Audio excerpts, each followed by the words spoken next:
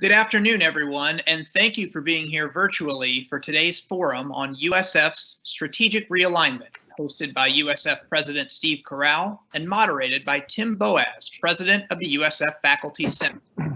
After some brief opening remarks, we will open up today's session to an extended Q&A period featuring members of the university's leadership team. If you'd like to ask a question, you can do so by using the chat box on the right side of your screen. You can begin submitting your questions now, and we'll try to get to as many questions as possible during this afternoon's forum. And with that, it's my pleasure to introduce University of South Florida President Steve Corral. Welcome, everyone, and thank you for joining us today. We're bringing this event to you today in a spirit of partnership and shared stewardship of the future of the University of South Florida. To our faculty and staff colleagues who have joined us today, thank you. You're invaluable partners in mapping the future for USF. I especially want to thank the Faculty Senate for joining us in presenting this event today.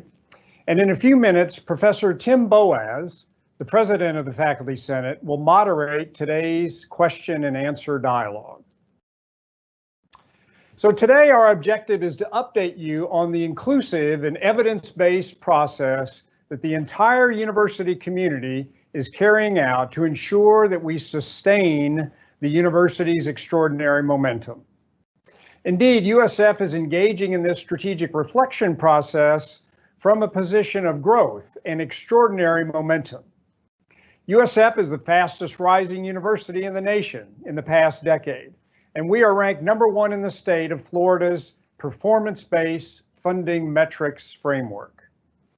Furthermore, evidence shows that $1 invested in USF has stretched farther and delivered greater returns to students and the economy during the last decade than any public university in Florida.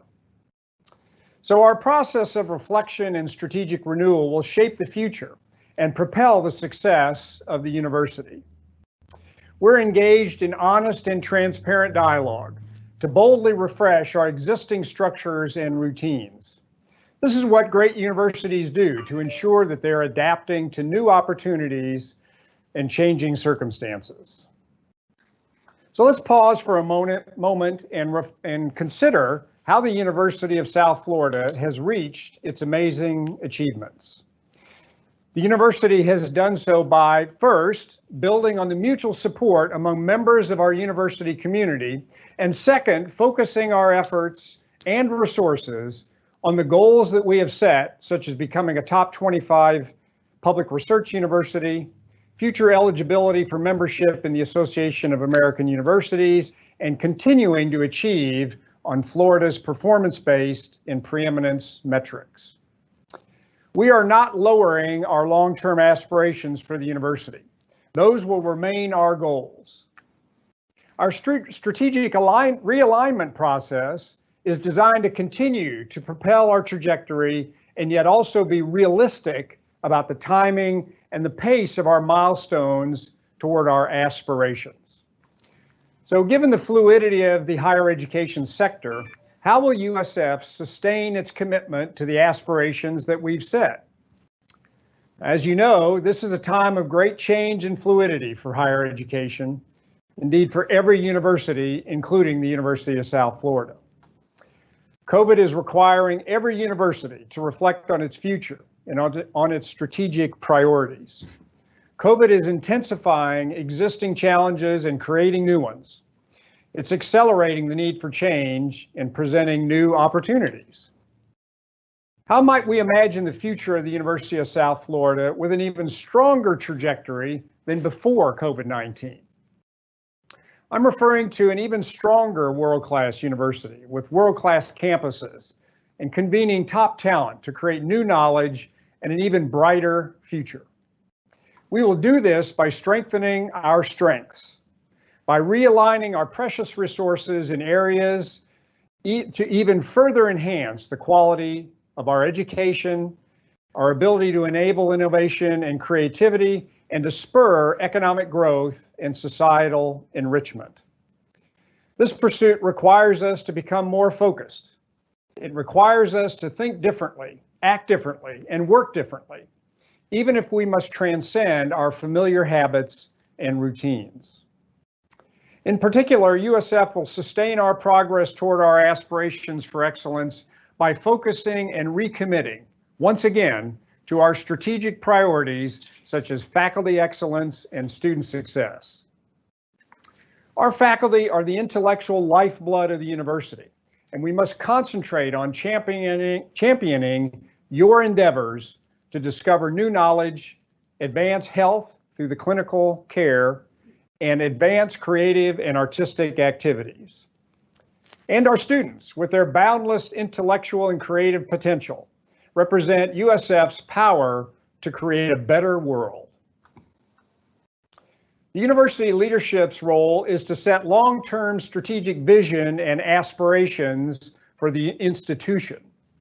Now, how those strategic priorities are expressed and implemented across the university is under the leadership of deans, regional chancellors, and vice presidents, each of whom is best positioned to translate the institutional aspirations into strategies and tactics within their units, and do so in close consultation with their faculty and staff. It's important to emphasize that we are committed to the excellence of our faculty and our students, but not simply because we will garner more funding from the state of Florida. Rather, fostering success of our faculty and our students is simply what great universities do. Furthermore, we hold these strategic priorities and core commitments because a great university occupies a unique role in our society as a community of scholars who pursue truth and knowledge for its own sake. USF is a source of impartial and unbiased information that propels societal prosperity and democracy. We engage in the fierce protection of freedom of expression, speech, and inquiry. We've reinforced our commitment to mutual support through the principles of community that we jointly crafted last year. These principles emphasize personal responsibility, diversity and inclusion of everyone's perspective, dialogue with respect, and very importantly, transparency with accountability. Today's conversation reinforces our commitment to transparency and accountability. So our prioritization of faculty excellence and student success is because these are the core commitments of great research universities. And yet we must also be committed to the practicalities of maintaining a strong financial position for USF to fuel our academic mission and enterprise. We cannot achieve our mission and our enterprise, much less our lofty aspirations, without adequate resources. To be sure, USF is not a business, but to be good financial stewards, the Board of Trustees, the administration, and indeed all of us must operate the university in a business-like manner to fulfill our academic mission and our enterprise. So financial stewardship is a necessary component of strategic renewal. Therefore, the university community is working diligently on a plan to realign our financial allocations to enhance support for academic excellence and strengthen our faculty, staff, and student success. So speaking of finances, let's review some figures. The estimated cost of COVID-19 to USF from March through December 31st of 2020 is $31 million, with additional long-term budget impacts yet to be determined. Now, meanwhile, the state of Florida has responded to the impacts of COVID-19 on the state's economy and tax revenue by requesting plans from all state universities for an 8.5% reduction in our recurring general revenue and lottery funds in the current fiscal year. This means a reduction in funding for USF of at least $36.7 million. Depending on how our state's economy recovers, it's possible that further reductions in state funding might be required. Another important determinant of our financial outlook are student enrollment patterns. Although some universities have experienced COVID-19 related declines in enrollment, USF, in fact, has welcomed a strong cohort of high achieving and diverse students for our summer and fall fall of 2020 sessions. This is a testament to USF's rapid climb in national reputation, along with the financial investments we've made to ensure academic continuity and programs to support our students, faculty, and staff throughout the pandemic. The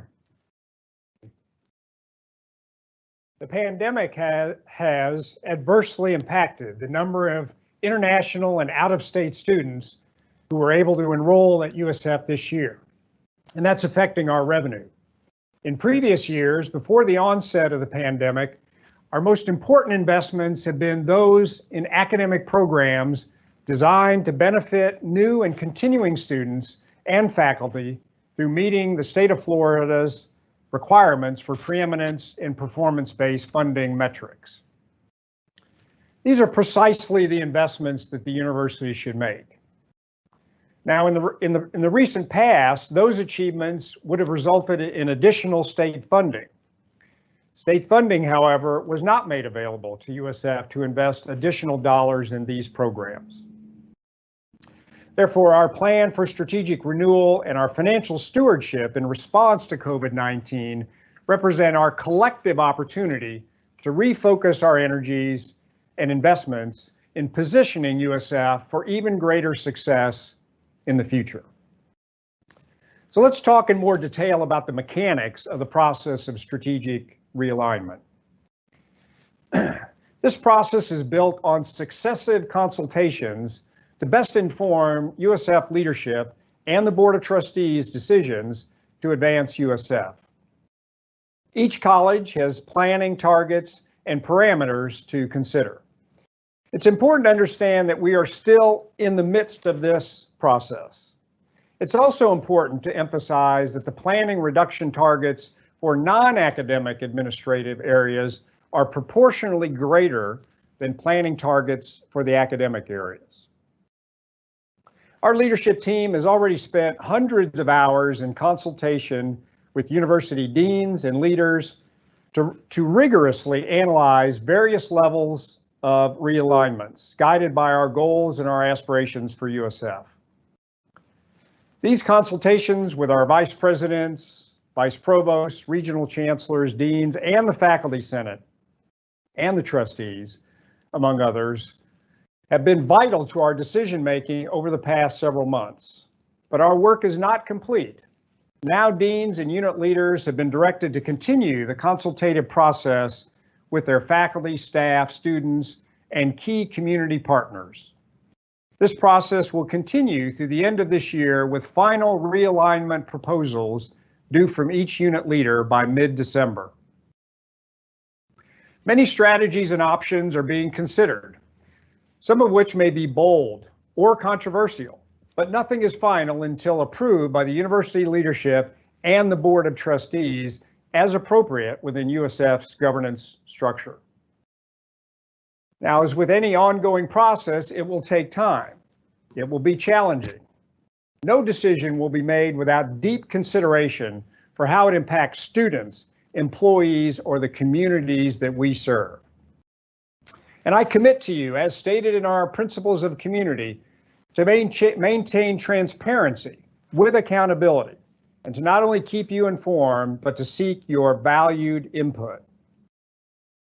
So here's an example. Last week, we invited faculty to participate in a survey to inform a voluntary retirement incentive program. Thanks to your feedback, we are now ready to launch such a program. The intent of this program is to offset recurring expenses and mitigate reductions in personnel. More details will be sent to the faculty this afternoon from our Office of Academic Affairs. Now, one of my main messages today is that members of the USF community are encouraged to track the strategic renewal process and to participate in the opportunities to be heard. A strategic renewal website is being launched this afternoon with the latest information and resources and a robust collection of frequently asked questions, which will be updating continuously as more questions emerge. The website will be regularly updated to provide the most accurate and timely data and information available. This website can be found at a link shown on a slide. Importantly, this website provides additional context about our current circumstances and the analyses behind our deliberative processes. It also describes in detail that decision-making process and key dates and deadlines.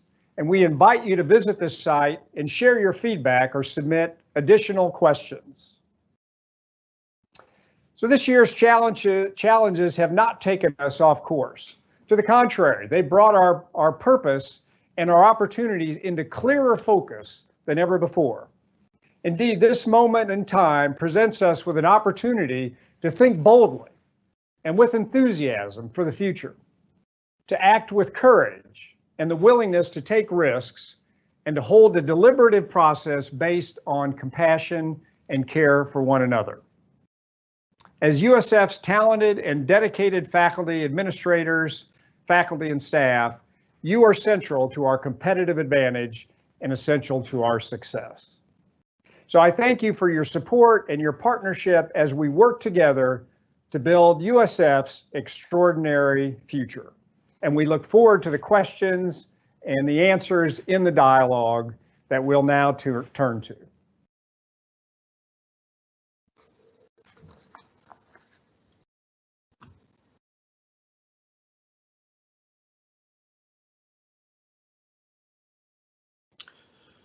Thank you, President Corral. I'm Tim Boaz. I'm on the faculty in the Department of Mental Health Law and Policy in the College of Behavioral and Community Sciences.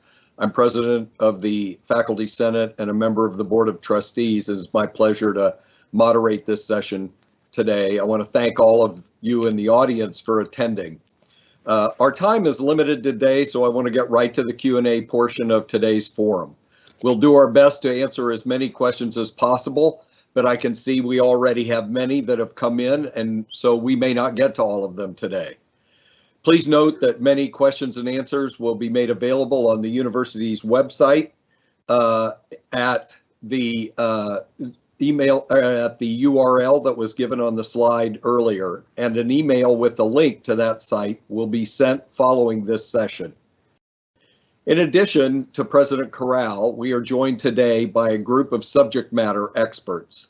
David Lechner, Senior VP for Business and Finance, Nick Trivunovich, Chief Financial Officer, Angie Sklenka, Chief Human Resources Officer, Ralph Wilcox, Provost, Gerard Solis, General Counsel, and Mark Walsh, Government Relations.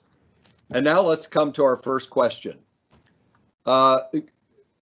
Can you please talk about the budget cuts for non-academic units across the university? Probably I should take this to President Corral. Well, thank you, Tim. I'll begin, and then I'll turn to David Lechner to provide some additional detail. So in my opening remarks, I mentioned that we're very mindful of preserving our core academic mission and enterprise. And so what we're doing in developing our plans and our targets is to try to make sure that we minimize the reductions in our academic units, and yet and push as much as possible on the other support units, yet still always bearing in mind that those other units are vital to our operations as a university. So it's a balancing act. But we are trying to proceed in a way that's consistent with the strategic priorities that I mentioned earlier regarding faculty excellence and student success.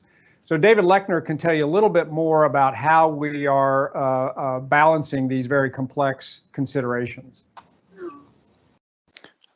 Thank you, Mr. President. I appreciate the opportunity. I want to go back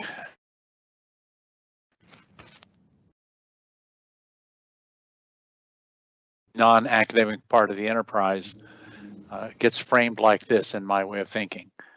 The colleges are 57% of our budget. They're taking 50% of the cuts. The academic and business support units are 18 to 19%, but are taking like 20 to 22% of the cuts. So we've unbalanced those. Provost Wilcox and I have both looked at our operations. We've gone through the same rigor that we did with the deans, and we have made cuts. And in some cases, those cuts have had to be larger than the colleges simply because we need to preserve the academic enterprise. So with that, I'll kick it back to you, Mr. Boaz, for the next question. Tim, could we invite the provost to comment on that, because this is a very important issue of how we are balancing our commitments to the academic units and the academic support function, which is absolutely vital to the university, and the provost might wish to share some remarks on that. Certainly. Good afternoon, everyone, and I'm delighted to share a little more information on that. What we've done throughout the preliminary strategic budget planning process, where we have set those targets, is to really compartmentalize budget units into 3 categories: the academic colleges, academic support units, and university-wide support units. Recognizing, as President Corral suggested, all are essential to the overall effective operation of the university, certainly the academic colleges are at the heart of the university's educational enterprise. So the proportional reductions to the colleges are significantly smaller than the proportional reductions to the academic support units. For instance, the libraries, the student success office, the provost's office. Those cuts to those units are greater than overall than the cuts to the academic colleges, and in turn, university-wide support units, again, that we're all dependent upon at some point in time, whether it's safety and security of the campuses provided by university police, whether it's IT, information technology support services that we all have grown so dependent on, particularly over the past 7 months. The cuts to those units have been proportionately greater than the academic support units, and in turn greater than the core academic enterprise units, otherwise recognized as the 13 academic colleges.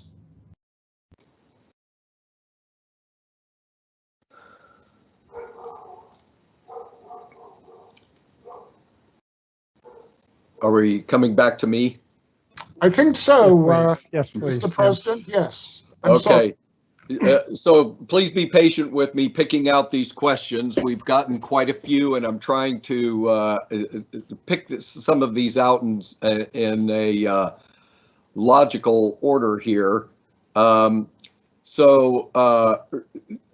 go down to this one. I've heard both that the specific percentage cuts announced to colleges are set in stone, and also that these are starting points for negotiation. Which is it, and why are we hearing contradictory things from leadership? Tim, it's the latter. We have a very detailed process of consultation, and one of the things that we hope our colleagues who've joined us today who visit the website will look at is a flow chart that shows the steps in the process and the consultation with the faculty senate, with the staff senate, with our union colleagues, and with other community stakeholders. So these figures are preliminary. They are not set in stone.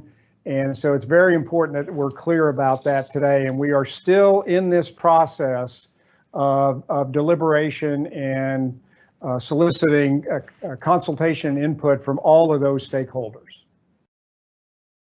So if I might just add to that, Tim. Certainly.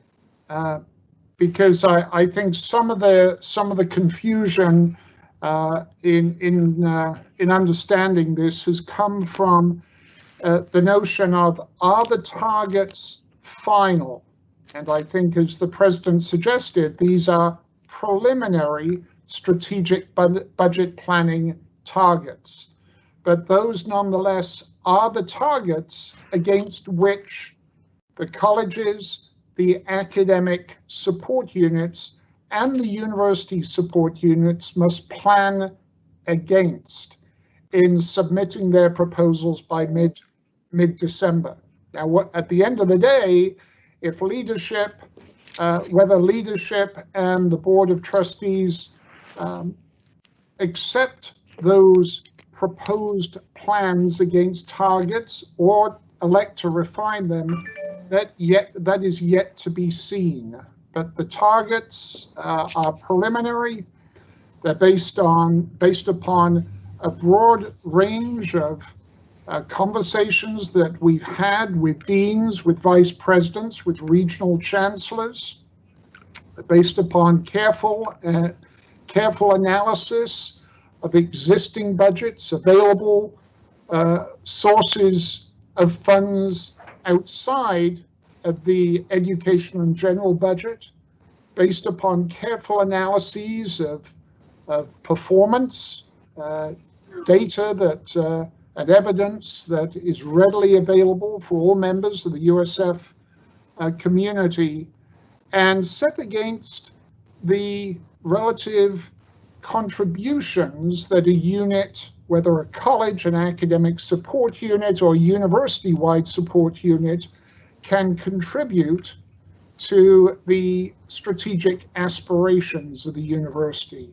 So plans proposed by mid-December should meet the preliminary strategic targets, but final decisions will rest with leadership and the Board of Trustees. Tim, Thank you. would you allow me just another comment on this? Okay. The consultation process has to involve some starting points. We have to begin with some preliminary figures, and this is what the deans and the other unit leaders have done. It's designed to begin the conversation with our faculty and staff. Those figures have been interpreted by some as final figures. They're not. They never were intended to be, but we've got to start with some tangible numbers to have a meaningful dialogue about next steps. So I just want to be clear that we're trying to engage in meaningful consultation, which means we've got to start with some figures and then evolve our deliberations beyond that. But it's very important that we're specific in the way that we start these consultations, and I think that's gotten us off to a start where we are having tangible and meaningful deliberations with our faculty and staff colleagues. Thank you.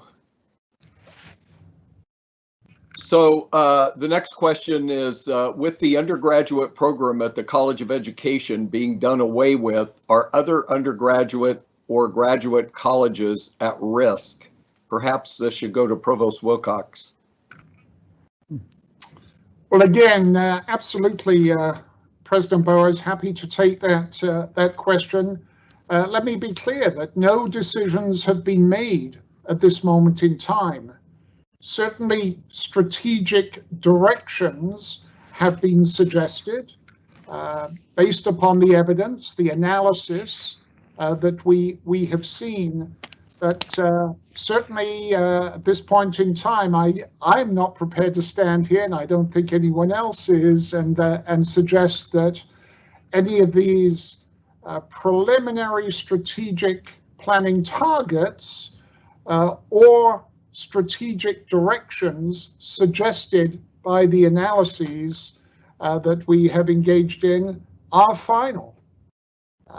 So again, I'm not in a position today to suggest that any undergraduate or graduate programs are at greater risk than another across the university.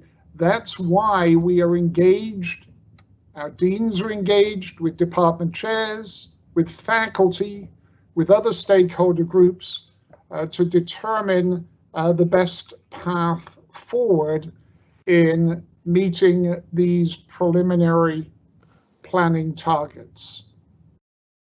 Okay, so, and to be to follow up just a little bit to make sure we were clear about that question. So that means that you would see the decision about undergraduate majors in the College of Education as still being a question that's being considered as opposed to something that's already been decided.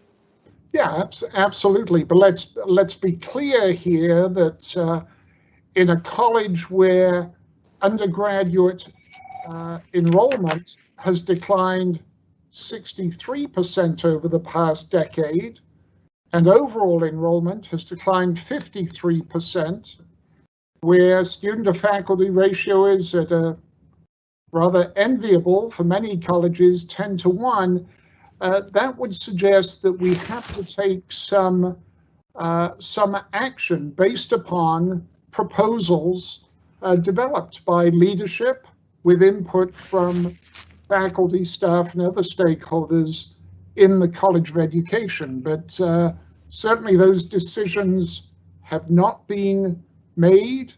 The strategic directions that have been suggested to move toward a greater emphasis on graduate education doesn't mean that USF is getting out of the business of teacher education. On the contrary, we've, I think, on a number of occasions over the past couple of weeks, reaffirmed our commitment as a university to teacher education, to serving the needs of the school districts in our region, but in a way that is different from that which we have, that pathway that we've moved down in the past.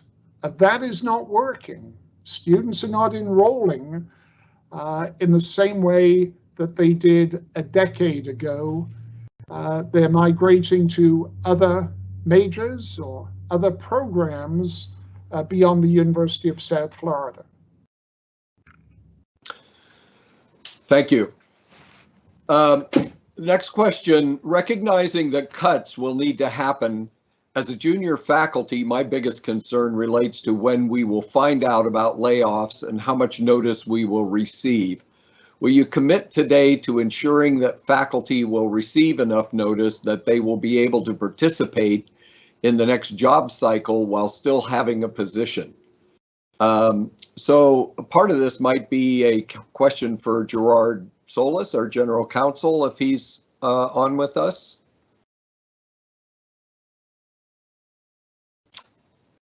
Gerard? Yes, I'm here, Tim.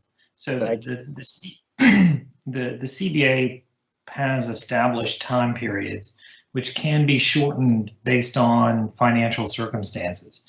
I think in planning for any kind of layoff, the university would look at a number of factors, not the least of which would be the potential for affected faculty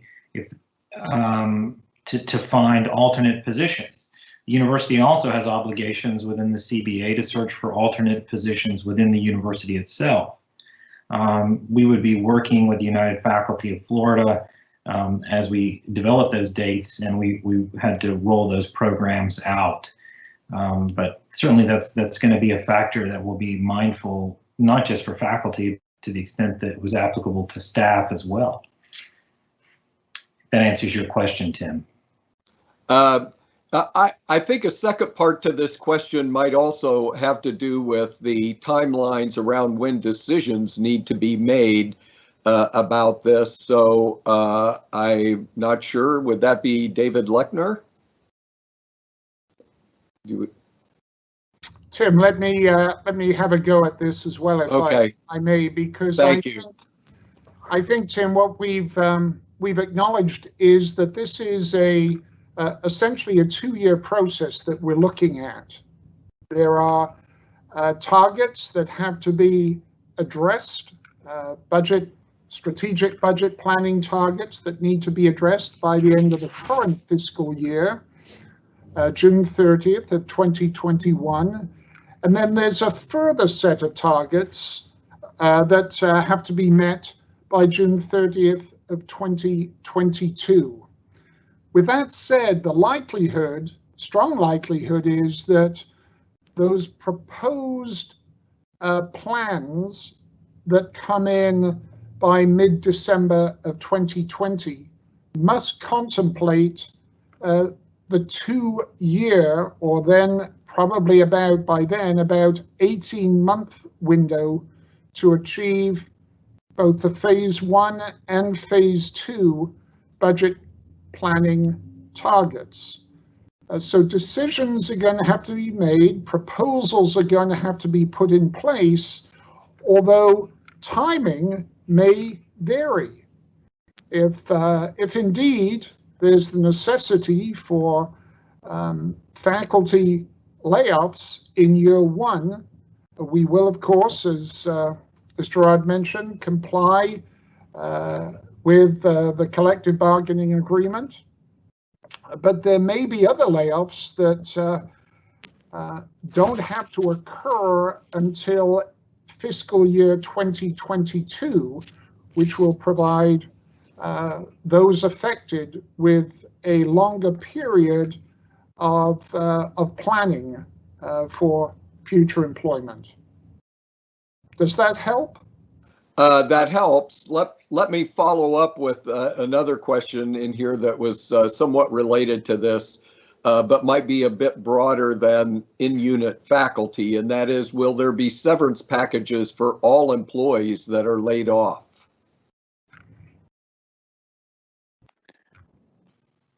Tim, this may be a question for David or Angie Sklinko. Well, I'll take a try at it, Mr. President. At this point in time, the only program that we have teed up is a faculty program. That does not preclude us, once we get the plans Provost and President have referred to, that doesn't prohibit us from looking at other tools to add to the toolkits as we go along. So at least right now, it's a faculty retirement program, Mr. Boas. Thank you. Another related question here. In an effort to keep any and all jobs and insurance during these uncertain times, how about a progressive pay cut across the board? Say 6% pay cut to earners over $250K a year, 5% to those earning $150, etc. When retirement is factored in, these savings could be astronomical. So I'm not sure who this should go to, but I think this is related also. There was not this didn't mention furloughs specifically, but that's a related kind of concept. So who might be best to address this? Tim, I'll just make a brief comment and then perhaps turn over to David and Gerard and or Angie. We are open to any and all ideas that allow us to navigate through these circumstances in a way that maximizes our ability to preserve our academic trajectory. So that is indeed why we're having these consultations to surface ideas, innovations that we might use. And so we welcome these kind of ideas. We're happy to consider them. We're not assuming that we have all the correct ideas or all the best ideas. In fact, that's the beauty of the strength of engaging with our faculty and our staff to try to examine and uncover the diverse perspectives, the creative ideas that might be part of how we navigate through the situation. So we are eager and open to have dialogue about any and all ideas and opportunities. Mr. President, I'm willing to take this one if I can. Yep. I want to be transparent here. A salary reduction program only gives you cash savings. We need permanent savings here, folks. And so unless those cuts are permanent, it provides us cash, and that's all it provides us at this point in time. And so we have done a program like that at the executive level, from the president 15% and through executive leadership, which kicks out, I believe, about $600,000 of savings already. And we have looked at doing it broader, but again, that only provides us with cash savings, doesn't provide us with the permanent savings that we need. But we will not take any tools or anything off the table, I promise you that. So Thank you. Tim, just to add a little bit to what David's saying, and Gerard may have some comments here in a moment. Remember, what David is saying is that such a program that was just described results in non-recurring revenues or non-recurring cost savings. What we want to do is to try to bring into alignment recurring expenses and recurring revenues. So it's again, any option should be considered, but as David is saying, a reduction across the board is only a short-term solution. And in fact, we would love to be in the position to be able to increase the permanent salaries, the recurring salaries of our faculty and staff. So we certainly would not be inclined to engage in any permanent reduction. And in fact, as Gerard will comment, I don't think that's allowed given the collective bargaining parameters and agreements that we have. Yeah, and Mr. President, that's correct. I mean, the CBA limits what we can do to limit an employee's. We have to negotiate any kind of furlough individually with employees, given the current structure of the CBA for faculty. However, I think the question asked about sort of a progressive reduction, which would be more of a one-size-fits-all approach, which won't give the university the kind of flexibility it needs and the flexibility we need to have relative to some of our labor obligations. Certain units might be able to do that. Other units might not be set up, but as others have already said on here, we will look at every available option in order to avoid layoffs if we can, but needing still to achieve certain savings. Thank you. Mr. President, I may come back to you a little bit on this next question, and I apologize if it feels like this is covering ground we may have already covered a little bit, but this, I think it would be helped to have a little more explanation about the issue around cash versus the recurring. There's a question here. The request from the legislature states very explicitly that the 8.5% cut, this is for the current year, can be recurring or non-recurring. Why are we cutting from recurring funds? Well, Tim, I think this is an opportunity for David to shed more light on the way we're managing the recurring and non-recurring resources. And after David's comment, we might ask Mark Walsh, the director of our government relations program, to comment a little bit more and provide a little bit more color and nuance to what we understand the state is saying and perhaps what they may be saying in the future as they go into legislative session in the spring. So perhaps David first and then Mark. Well, Mr. President, with your leave, I think we have one of the finest CFOs in the whole SUS. I'm going to kick it over to him because this guy has a lot of history and understands what we're doing very well. So Nick, over to you, buddy. So thank you, David. So Tim, what I would point out is the cost adjustments that we're talking about fall into two different categories. One is the 8.5% that we've received some signal from the state may be recurring or non-recurring. We also have reductions that deal with previous recurring commitments that were made on cash. And those are items, as David has mentioned, as the president has mentioned, those are items where we have to ensure that we balance our recurring revenues with our recurring expenses. So the way I would respond to that is moving forward with the reductions with the and planning for the 8.5%. If that is a non-recurring type of item, that will then leave funds available for the president and the provost. This is a strategic renewal process for the president and the provost to allocate back as necessary for the university to achieve its academic and strategic goals. So that's how I would respond to that question. Okay, thank you. Tim, could we have a word from Mark Walsh, please? Certainly. Mark. Yes. Hi. Thank you, Trustee Boaz, Mr. President.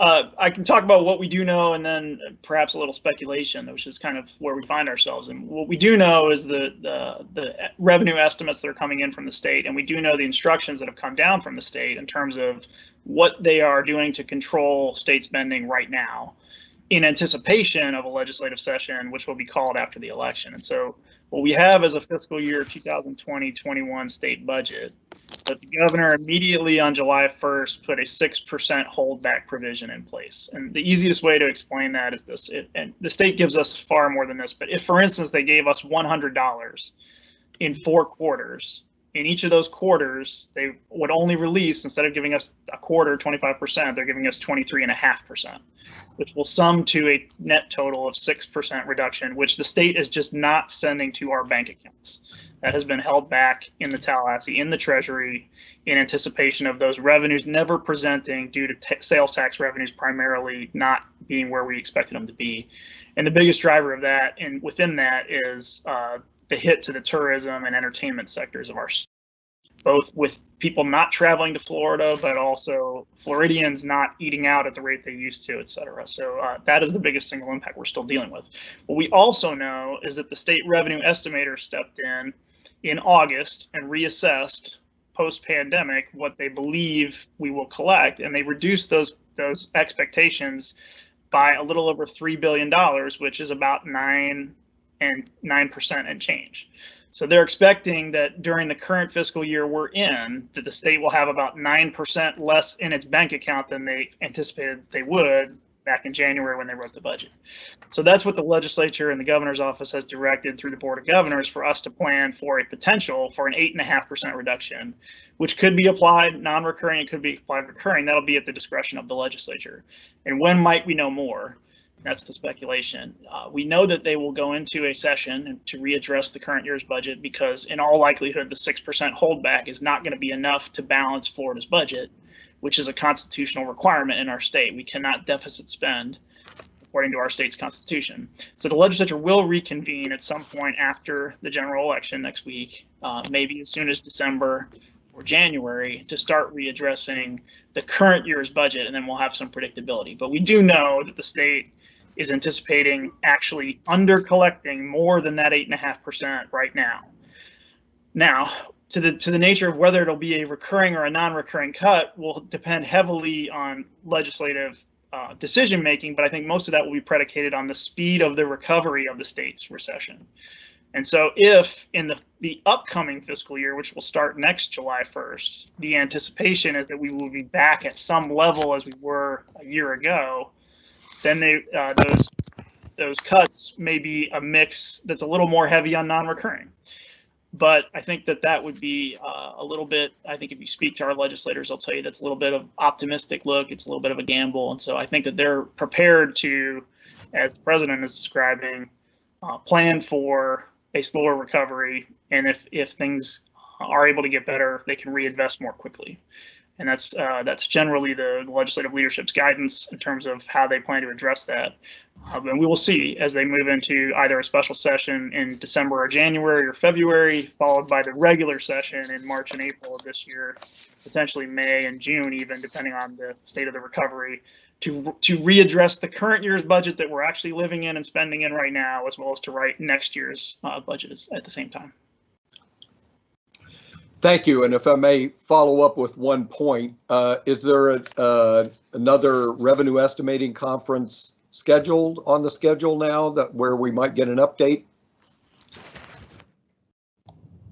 Yes, there is. I'm just making sure I have a hot mic here. I can still see it. Yes, Trustee Boas, that they do that on a regular basis. In fact, this year I would say our revenue estimators, our state economists, are paying much closer attention on almost a daily basis than they would in a typical year.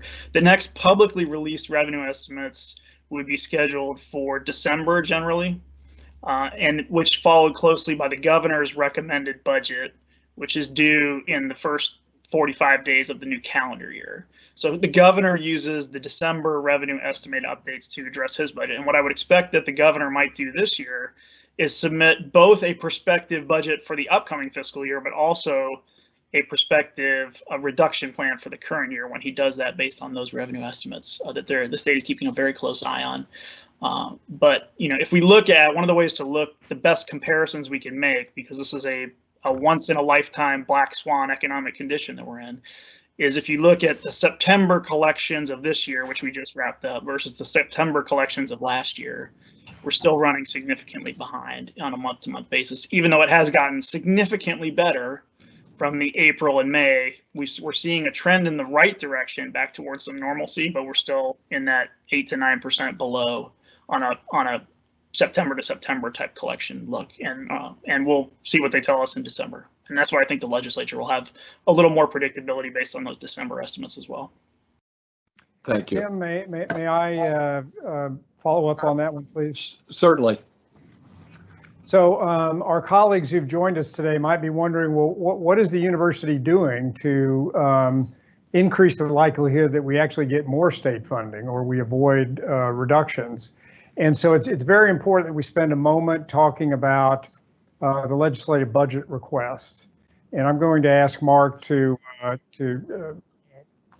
give some summary remarks about that. But before he does that, let me just give you all the skeleton of what we're doing. So we are aggressively pursuing additional state funding. And we have a very, very compelling story. If we look at the performance of the University of South Florida over the last 5 to 10 years, in fact, in my remarks, I actually mentioned this return on investment. We have probably done more with the money that we have had from the state than any other public university in the state university system. If we look at performance metrics like student success, more specifically retention rates, graduation rates, and so on. If you look at the impact and visibility of our faculty, I think we're an amazing return on investment by the state of Florida. And so we have articulated that argument, and we've done that in the form of this legislative budget request that Mark will explain in more detail in just a minute. But we have an incredibly compelling a narrative about how this university is having an impact on Tampa Bay region, the state, nation, and the world. And that's been codified in this document, this legislative budget request, which is a public document and available to all our faculty and staff. And so the other thing about the legislative budget request is that it articulates how we would spend that money if we were to get it. So the short answer is it's about investing in faculty excellence and academic success. So you'll see when you read that document, which I hope you will, you'll see very clear priorities that come through on that and how we would use additional funds. And in fact, in our deliberations and discussions with the Board of Governors recently, we've had significant success in convincing them that the University of South Florida is actually a great source of investment by the state of Florida. So I want to ask Mark to just kind of walk the group through very, very briefly the LBR process and what the Board of Governors is now proposing to the legislature as a result of those deliberations. So Mark, can you give them a thumbnail sketch of that?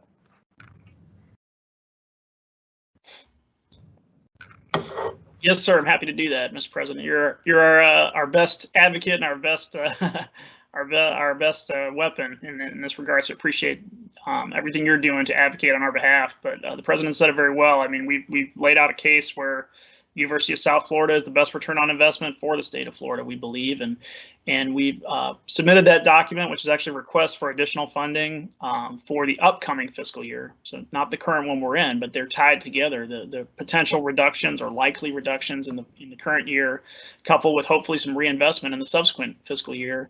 The president, can talk about his architecture plan, but basically what it is most of the money will be deployed in areas of faculty excellence that'll help drive our institution into the top 25 and the future admission into the AAU.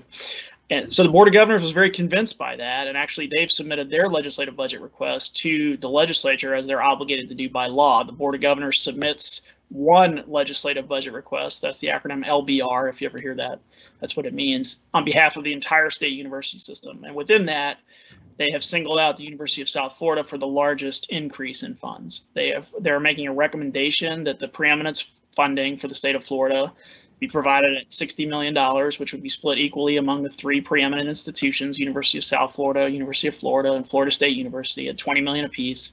And they're also requesting that USF, given our promise and our proven track record, be provided an additional $15 million in a recurring supplemental funding on top of that to increase our trajectory. And so we are in the Board of Governors in their formal submission to the legislature. They've requested on our behalf $35 million in additional investment, which is significantly more than any other institution in the state of Florida. So congratulations to you all. I would say that the most compelling factor in that was our track record of success, which is attributable to everybody on this call. And Tim, just to reinforce the point that Mark just made, that's recurring money, that's recurring revenues. So if we were so fortunate to get the legislative budget request, that's $35 million in recurring revenue. And Mr. President, while we're on the revenue side of the equation, I want our listeners to know that you have instructed everybody on this call to look for every bit of funding and revenue that we can find, whether it be unrestricted endowment, revenues that we can grab from other places and so on. So I want people to know that rock is being overturned too. And we've been working very closely with our colleague Jay Stroman, Senior Vice President for Advancement, and his team to articulate and identify ways that we can use our philanthropic resources even more efficiently to fuel our academic mission. And Jay and his team and the Foundation Board of Directors have responded very enthusiastically and very creatively in looking at ways that we can utilize our foundation philanthropic money to fuel our academic mission and take the place of some of the reliance that we have on state funding.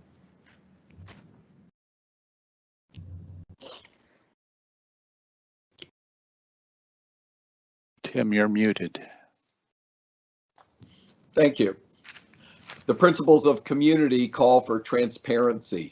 There was no transparency with the decision to close the College of Education.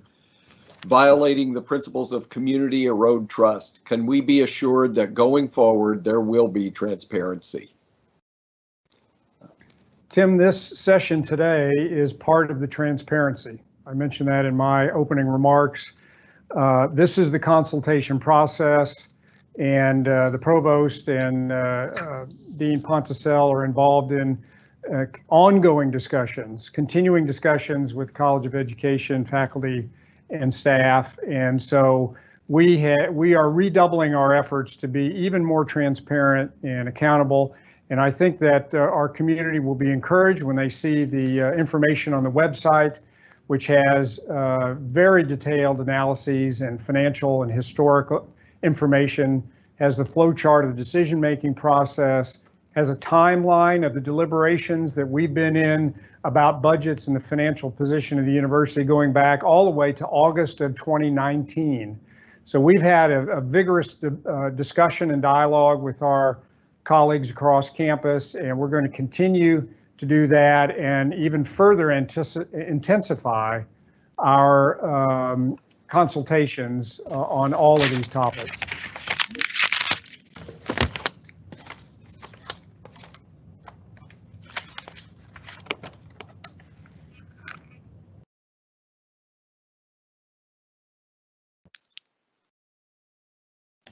Are we back live?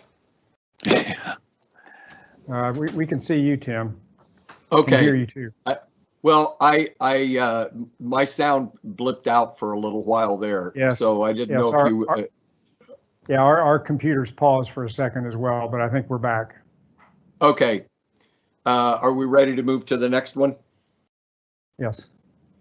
So the next question is USF considering eliminating costly athletics activities such as football and realigning those funds toward academic excellence? And if not, why not? Well, Tim, I'll begin the answer to that. We believe that intercollegiate athletics is an important part of the culture of the university. It gives opportunity for many young people, student athletes, to get access to higher education.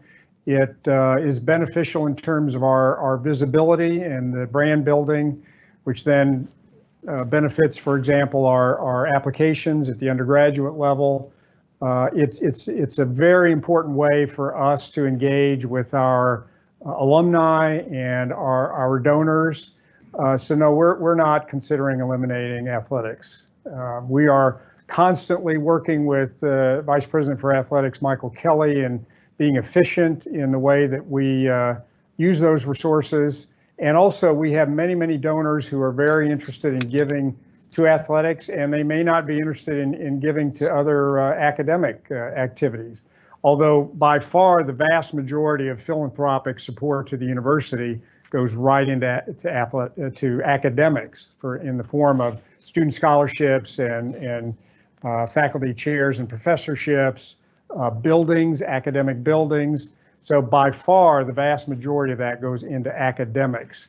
And yet there are still a number of our supporters and donors who are very interested in helping us build our footprint in athletics. And so that's an important part of the sustainability for athletics going forward. So we think that we're convinced that athletics is a very important part of the fabric of the community of the University of South Florida.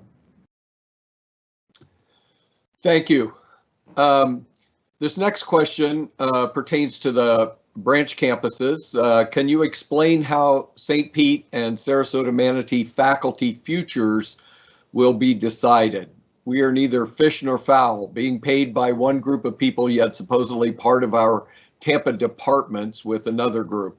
So are we considered part of our Tampa departments as units with the Tampa deans working together with local leadership, or are we units of ourselves on our campuses with local campus leadership making decisions alone? Perhaps Provost Wilcox, would you be the one for this question? Yes. Happy to give it a go, President Boaz. And I would remind everyone first and foremost that we are, as of July 1 this year, one university with one college across multiple campuses in many cases. Therefore, faculty, regardless of their geographical home campus, are members of an academic department and an academic college, and therefore subject to and contributing to the future strategic vision for those departments and those colleges. So again, their voices must be heard, certainly not excluded as a part of the planning process. But yes, one university, one college, one department, in some cases crossing 2 or 3 geographically located campuses. Tim, may I add to what the provost is saying? Yes, you may, and I may have another follow-up question related to it. So go ahead. It's very important for the university community to understand how important St. Petersburg and Sarasota Manatee campuses are to us. Each one of them is unique, as is Tampa, And the university greatly benefits from that diversity of environment, of location, of academic areas of strength. And so we really believe that the consolidated USF is much stronger than we were before we were consolidated. There's new opportunities for students and for faculty collaboration that you've probably heard me and the provost comment on in the past. And for our students, there are many students who want the experience of the Tampa campus. There are other students who want the experience of St. Pete campus or Sarasota Manatee campus. And we think that it's a real strength that we have those options for our students. So it's in those unique cultures and environments in all three campuses that is greater strength for the university. So we think that's part of the competitive advantage for the university going forward. Thank you. I think at least a part of this question had to do with the issue that some of the information that's been out there about the nature of the cut targets have one target for the budget for the branch campus and also targets for cuts to colleges. These faculty are in colleges but on the branch campuses, and I think there's some confusion as to which of those cut targets is likely to affect their reality, if you will. So could you clarify that a little bit? This is probably back to the provost again. Well, it's a perfectly understandable question on the part of faculty members, because the preliminary strategic planning targets that we've alluded to throughout this conversation are primarily for the colleges within the Tampa or Academic Affairs budget appropriated unit. Now, that's not to suggest that the St. Petersburg campus and the Sarasota Manatee campus are not contributing to the planning for an 8.5% statewide reduction. They have indeed contributed to that, and as the regional chancellors and their teams have prepared their preliminary plans, their 10, 12.5, 15% plans, they have necessarily had to consult with the college deans to ensure that, excuse me, that their proposals are aligned with and in lockstep with the preliminary plans presented by the college deans. But at the end of the day, I think we all recognize that the University of South Florida receives 4 separate appropriations from the state legislature.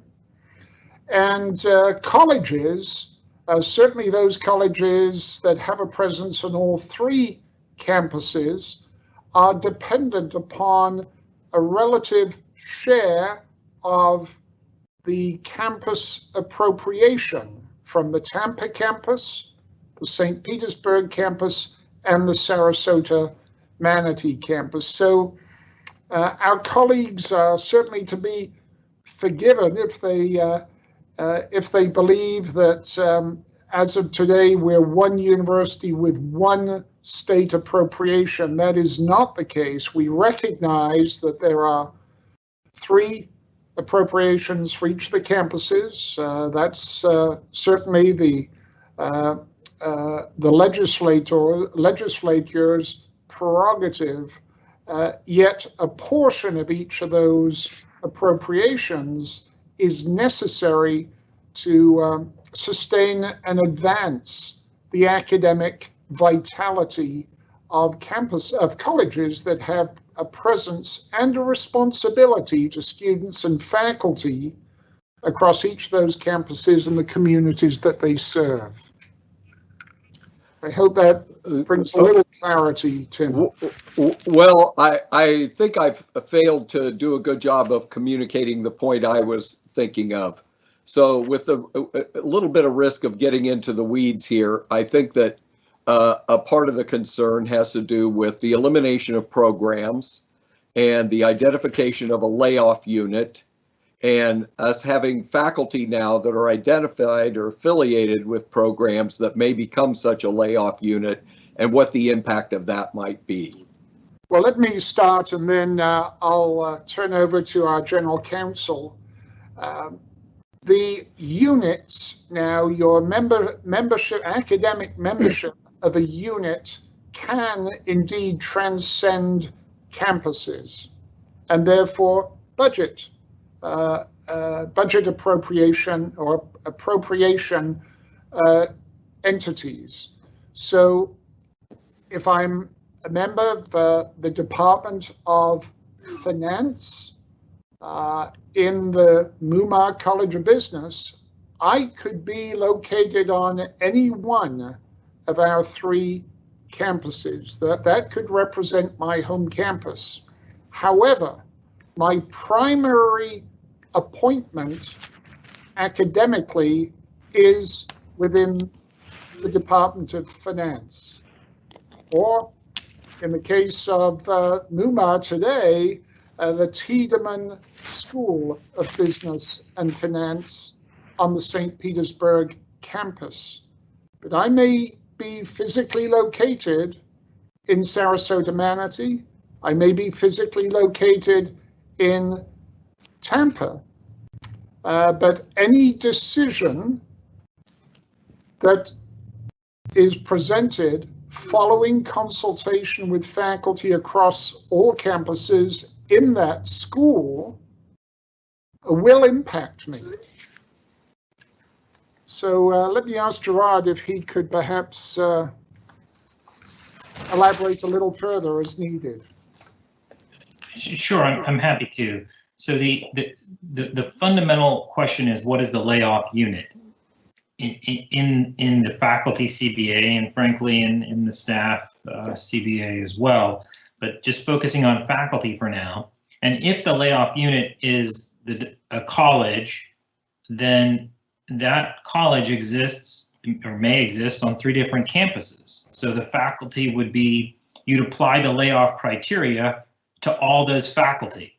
It wouldn't just be Tampa, St. Pete, or Sarasota, Manatee, assuming the layoff unit were drawn at the college level. If it were drawn at the department level, and that's a department that has a presence with faculty on all 3 campuses, then you'd apply the criteria in the CBA across those faculty members who are members of that department, regardless of which campus they have to be in. And those criteria are likely familiar to some, maybe not to others, but tenured status, seniority, things along those lines that are available to look at in the CBA if anyone would care to. Does that answer your question, Tim? I think that's, yes. Let me pivot a little bit here. I had a couple of questions about diversity and inclusion, and so I'll use this one. What steps are being made to ensure that racial and gender equity is a principal consideration during the impending budget cuts? Well, Tim, I'd be happy to begin and then invite the provost to comment as well. We are deeply committed to diversity and inclusion, and ensuring that we address issues of the diversity of composition of our student body and our faculty and our staff. But that composition is a necessary but not sufficient condition for inclusion, which really refers more to the choices that people make in associating with each other. And so we're very committed to further strengthening a campus environment around mutual respect and understanding and tolerance, and actually embracing differences. And this was part of the reason why we developed the principles of community under the leadership of Dean Charles Adams last year. And so those principles of community reveal what we have identified together as a set of guidelines and standards about how we conduct ourselves and how we interact with each other. And so we believe that that's a very strong foundation.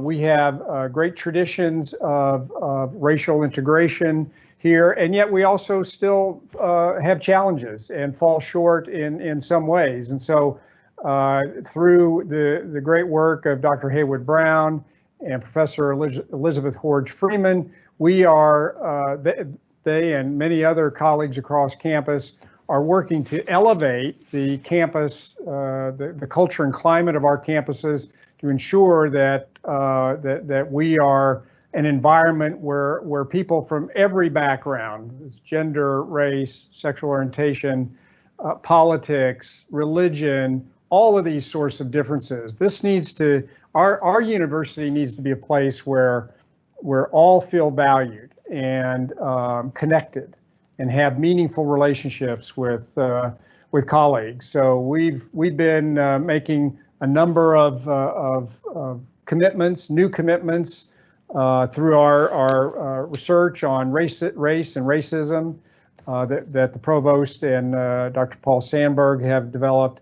And so we are not only trying to update our policies and our practices, our culture, our climate, but we've also invested some significant money in trying to have a greater scholarly understanding of issues of race and racism. So we're very, very committed to continuing that, as well as our connectivity to the local community in terms of minority-owned businesses and ensuring that they have meaningful engagements and opportunities to work with the university.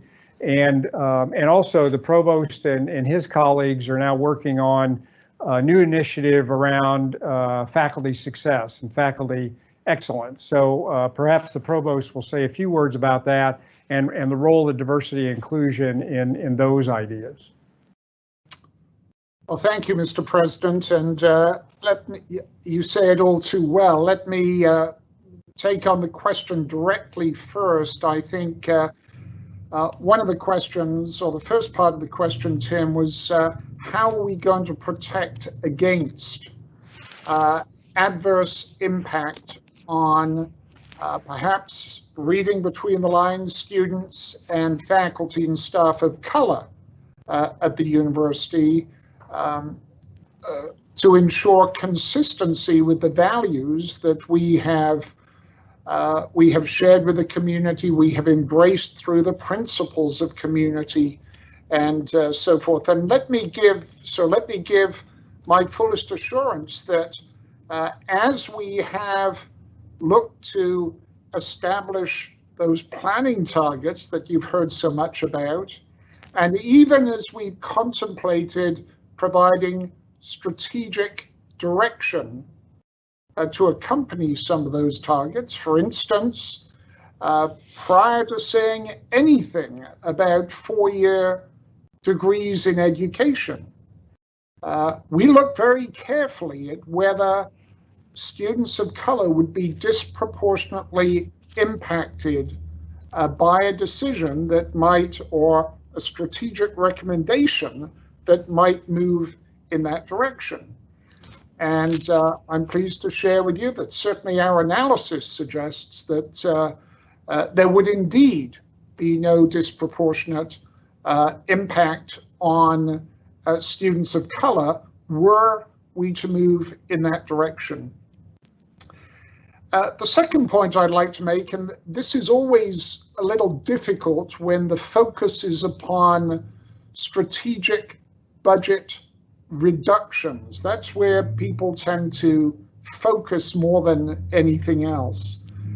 What President Corral has made abundantly clear is a commitment to a process that is grounded in strategic renewal and strategic realignment that can in turn lead to strategic reinvestment. And on a number of occasions, President Corral has identified two of those highest priorities for him and for the University of South Florida. One being a commitment to reinvest in programs that strengthen the diversity, the sense of inclusion, an understanding of anti-racism within the University of South Florida. And the second priority that he has not wavered on is the importance of investing in faculty success. But that can't happen today until we work through this strategic budget planning process. And we see at the end of the day whether there are indeed resources that allow for reinvesting in the core strategic priorities of the university, or perhaps through new resources that come our way. So again, suffice it to say, we are acutely aware of any plans that disproportionately impact underrepresented populations, broadly writ, at the University of South Florida, and therefore threaten our commitment to diversity and inclusion. And beyond that, we'd like to get to a point where we can actually reinvest to strengthen and shore up that commitment at USF.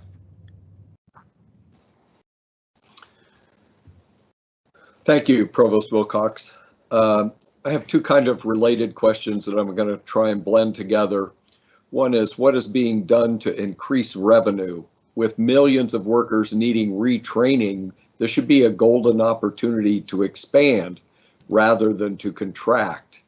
And related to that was a question about tuition. For years, we have not been allowed to increase tuition or fees in areas that are critically needed, yet we see our other sister universities, FIU, for example, increasing tuition and fees for the same programs. This has put us financially behind our other SUS programs to hire needed faculty in critical areas. Can you explain why at USF we have been in this position for years, and how do we move to be more reactive to the markets? I think this latter part might rightly go to Mark Walsh to begin, unless someone else.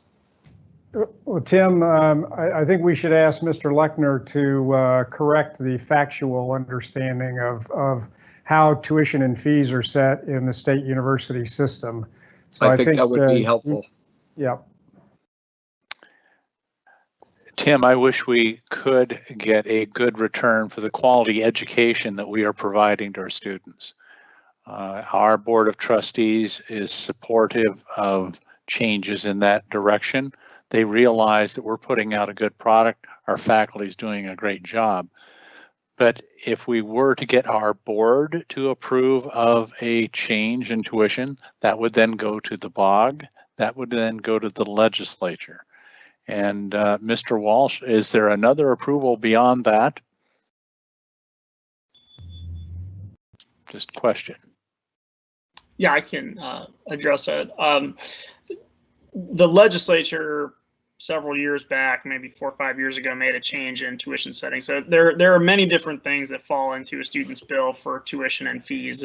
What we refer to as tuition is the base Florida resident undergraduate tuition, and actually the legislature sets that themselves and can only be adjusted by the legislature in the state budget with the consent of the governor through the veto process. Then there are other components of tuition called the tuition differential, for instance, and there are fees for athletic and health, for instance, fees like that. They're all part of the mandatory student bill. Those, at this point in time with the change in law, our trustees could recommend, they could not change, but they could recommend to the Board of Governors increases in them.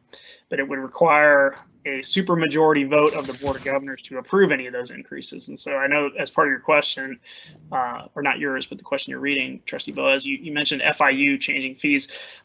I'm not familiar with what that would be. I know it is not their base student tuition or their graduate tuition or anything of that nature. I mean, theoretically possible there might be some smaller ones that don't require, trustee or public notice.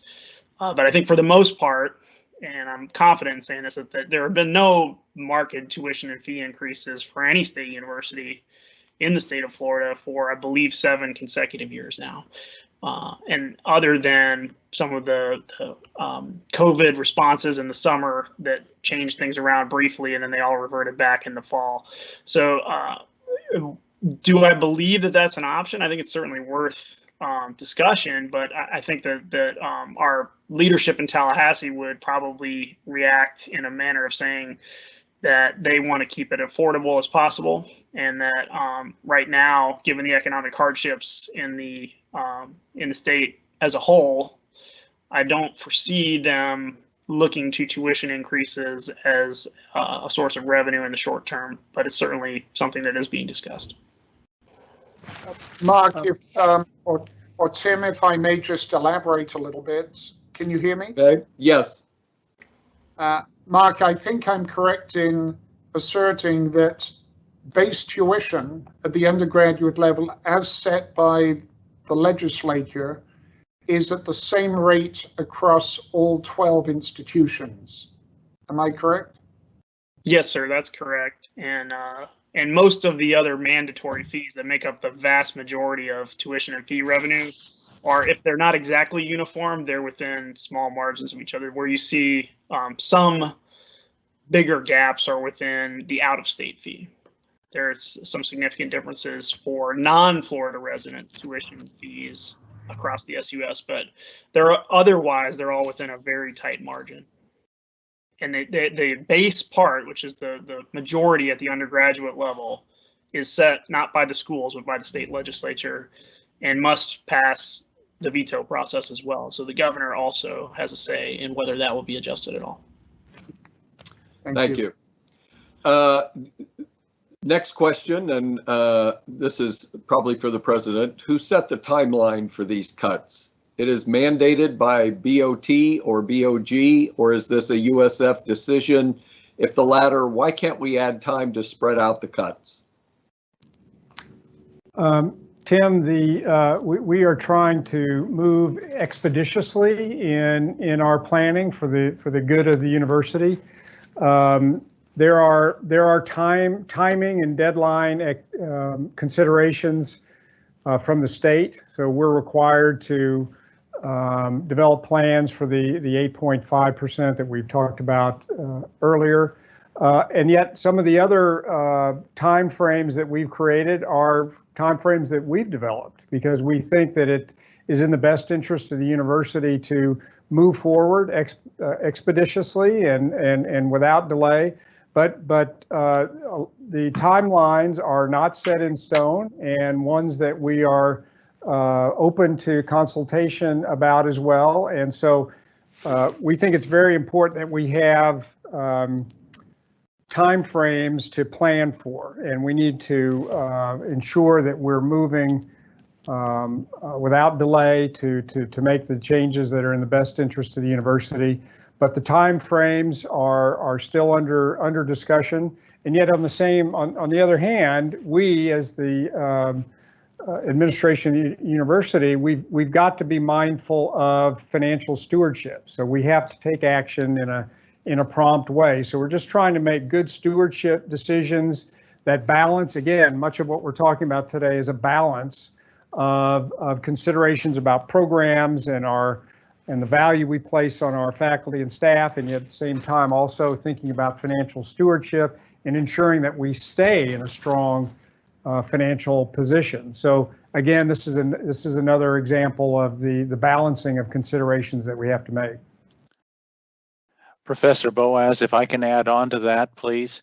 One of the things that's created the burning platform here that wants us to take this up with some alacrity is there was a change in the law as to the use of non-recurring funds to cover recurring costs. That is a new law, is effective for the year 21-22, and that creates some of the urgency here is a change in the law. Okay, thank you very much. unfortunately, we have come to the end of our time. I want to apologize to all of those who have asked questions that didn't get answered. I see there are approximately 150 of those. So I want to say I hope that we can continue to hold these sorts of conversations going forward. Obviously, people have a lot of concerns and questions. We basically scratched the surface today. So I thank all of you for submitting questions and being active participants in this Q&A. I also want to thank all of our panelists for stepping up and while on the hot seat, addressing those questions that are asked. And with that, I'll turn it back over to Adam Freeman. Thank you. Tim, I'd like to just a couple of quick recap comments before we turn over to Adam. Sure. Again, 2 points that I wish to reiterate. One is about strategic priorities, faculty success, student success. Those are the things that are going to drive our academic mission and enterprise. And we are committed to working in a transparent way and in a consultative way with all of our stakeholders here at the university to identify creative and innovative ways to ensure that we are both continuing our trajectory and our momentum and also being good fiscal stewards. The second last point is just a reminder that by the end of the day today, we will have posted the new website on strategic realignment. And so there is a great deal of information that we hope our faculty and staff and others will explore. And we look forward, Tim, to additional sessions with Faculty Senate, also with the Staff Senate and our union colleagues and other stakeholders. We look forward to this iterative back and forth dialogue, questions, answers, ideas, innovations to help us really navigate through these unusual circumstances, many of which are a function of COVID, navigate through those in a way that really allows the university to be stronger as we come out of this than we were beforehand. So Tim, I want to thank you again for the partnership with you and the Faculty Senate, and thank you for juggling all those questions and sharing those with us today. And we look forward to more opportunities to be with you and to engage in further dialogue. Thank you very much, Mr. President. I'll turn it back over then to Adam Freeman. Thank you, Dr. Boaz, and thank you, President Corral, and thanks to everyone who participated in today's forum. A quick note that a recording of this session will be shared with faculty and staff who could not join us in real time this afternoon. We encourage you to visit and continue to check our Strategic Realignment website for the latest updates. Again, that can be found at usf.edu/strategic-realignment.